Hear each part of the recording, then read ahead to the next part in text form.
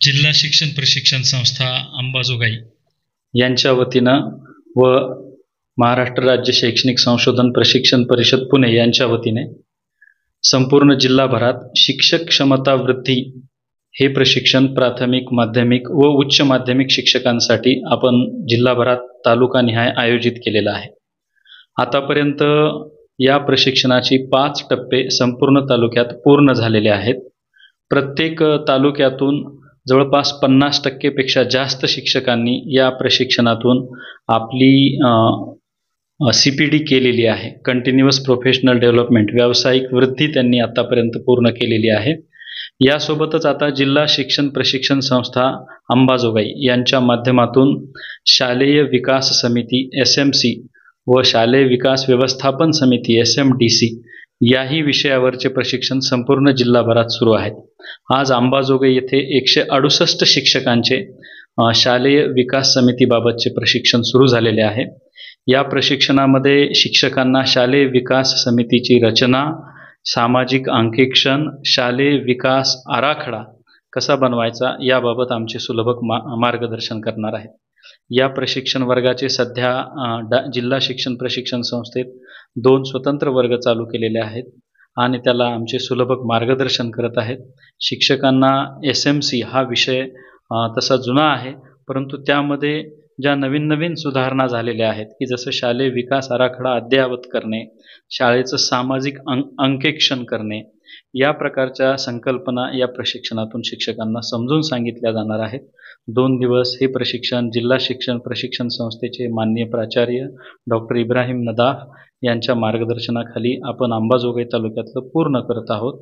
यासाठी अंबाजोगाई तालुक्याचे गट शिक्षणाधिकारी CR शेख साहेब तसंच सर्व आमचे साधन व्यक्ती सुलभक यांनी या प्रशिक्षणाला संपूर्ण सहकार्य केलंय, त्यांचेही मी यावेळी आभार मानतो।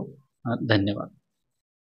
कशी रचना करायची, त्याची जबाबदारी काय, कर्तव्य काय, त्याची भूमिका काय, ह्या सगळ्या गोष्टी आपण शाळा व्यवस्थापन समिती संदर्भात आपण सांगितलेलं आहे।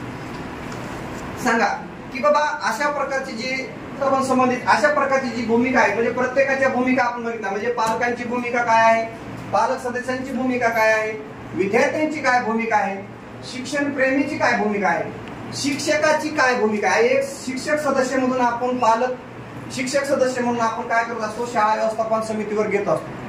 कोण सांगतंय काय भूमिका राहील शिक्षक सदस्य म्हणून आपली त्या शाळा व्यवस्थापन समितीला काय गोष्टी सांगितल्या पाहिजे आपली म्हणजे शिक्षकांच्या ज्या अडचणी आहेत आपल्या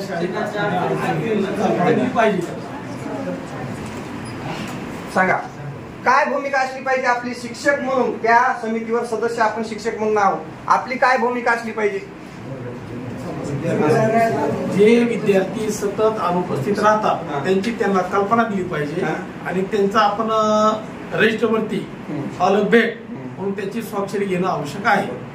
आणि त्यामुळे काय होईल की गावातील शालेय व्यवस्थापन समितीचे सदस्य त्या गावातील प्रत्येक विद्यार्थ्याच्या घरी जे अनुपस्थित विद्यार्थी आहेत अशांना पूर्वसूचना देऊन कल्पना देऊन विद्यार्थी शाळेमध्ये उपस्थित राहत नाही, त्यामुळे शिक्षणाचा दर्जा खालावत आहे। संबंधित विद्यार्थ्याला काही लिहिता वाचता येत नाही, तर दररोज तुम्ही विद्यार्थी शाळेमध्ये अपेक्षित आहे।